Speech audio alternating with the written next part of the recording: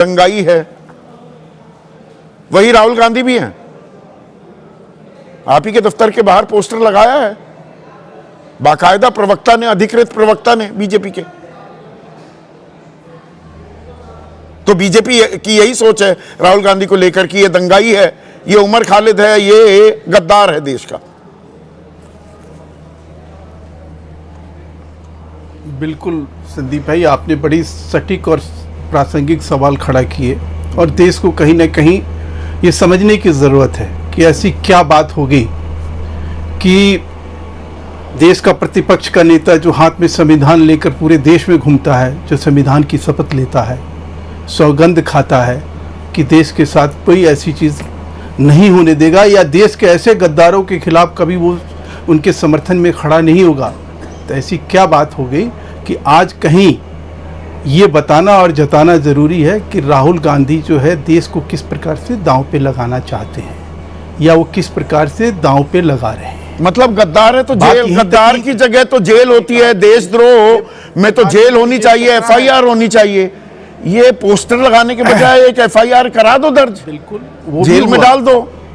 एक प्रतिपक्ष का नेता, वही सजा याफ्ता अपराधी हैं वो, इससे बड़ा कोई तगमा उनके माथे पे और नहीं लग सकता। सजा याफ्ता अपराधी प्रधानमंत्री को जब जेब वो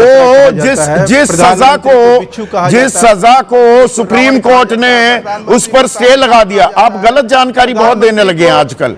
सजा याफ्ता कैसे, सजा याफ्ता, अच्छा प्रधानमंत्री को मां की गाली ठीक है, आप अपने वो ठीक नहीं है, और राहुल गांधी को गद्दार कहना ठीक है, और आपने ये भी कह दिया सजा याफ्ता अपराधी। कैसे हैं बताइए प्लीज, कैसे?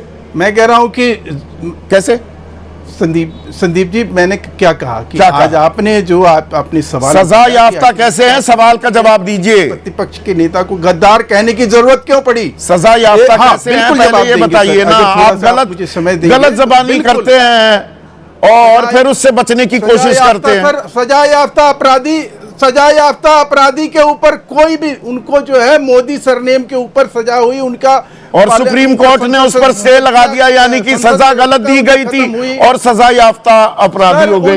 नहीं सर, नहीं सर, गलत नहीं सर, नहीं संदीप जी, गलत नहीं चलेगा, गलत नहीं चलेगा। बताओ आप कहते हैं ना व्हाट्सएप यूनिवर्सिटी, बताओ दो एक और ज्ञान दो व्हाट्सएप यूनिवर्सिटी का, दो क्या सुप्रीम कोर्ट ने स्टे नहीं लगाया?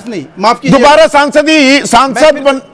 वो सांसद नहीं बन सकते थे वरना।